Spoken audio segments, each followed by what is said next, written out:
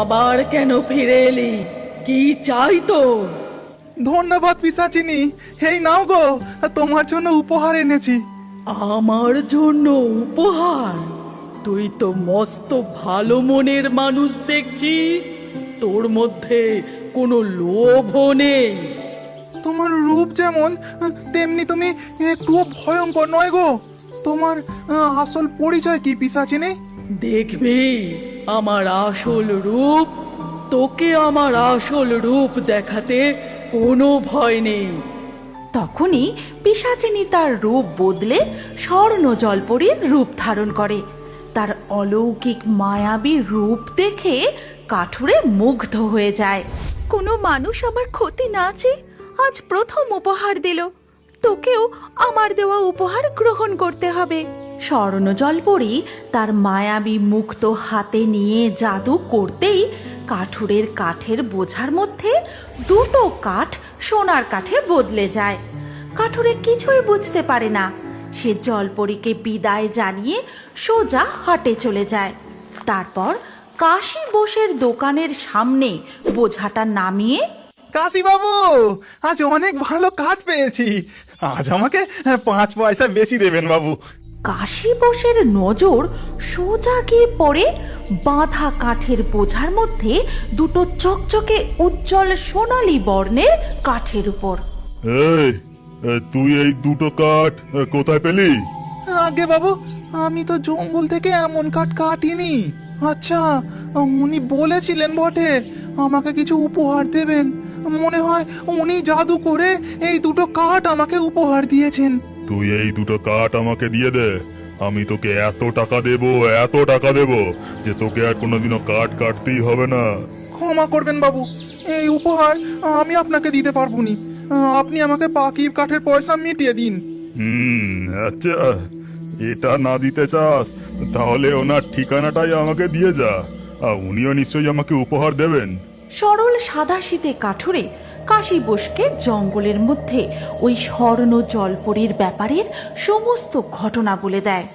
তারপর কাঠুরেও কাঠ বিক্রি করার টাকা ও দুটো স্বর্ণ কাঠ নিয়ে বাড়ি ফিরে আসে। তারপর রান্নাঘরে গিন্নির কাছে গিয়ে সমস্ত ঘটনা বলতে শুরু করে। ভগবান আমাদের দিকে মুখ তুলে চেয়েছেন। আমাদের তো ধনসম্পত্তির কোনো লোভ নেই।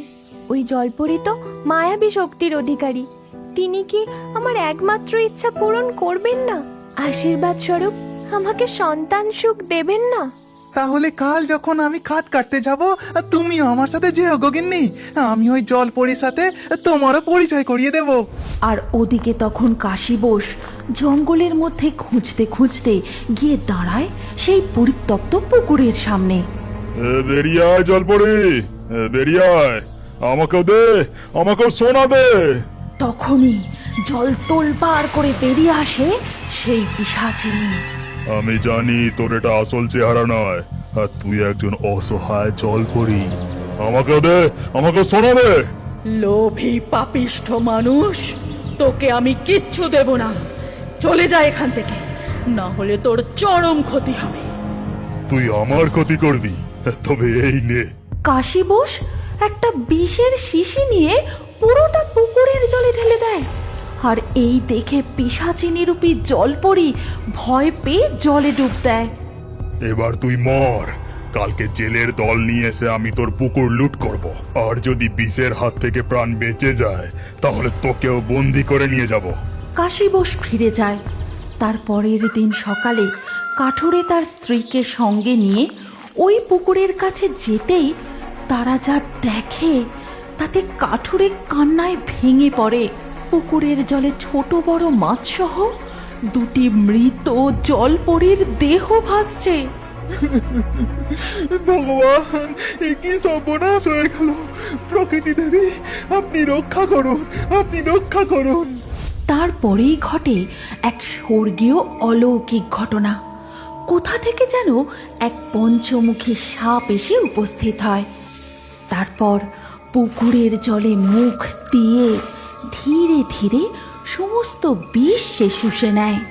এই গল্পের পরবর্তী পর্ব যদি তুমি দেখতে চাও তাহলে কমেন্টে নেক্সট পার্ট অবশ্যই লিখো।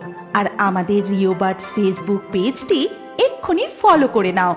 এই গল্পটি ভালো লাগলে লাইক করে শেয়ার করে দাও।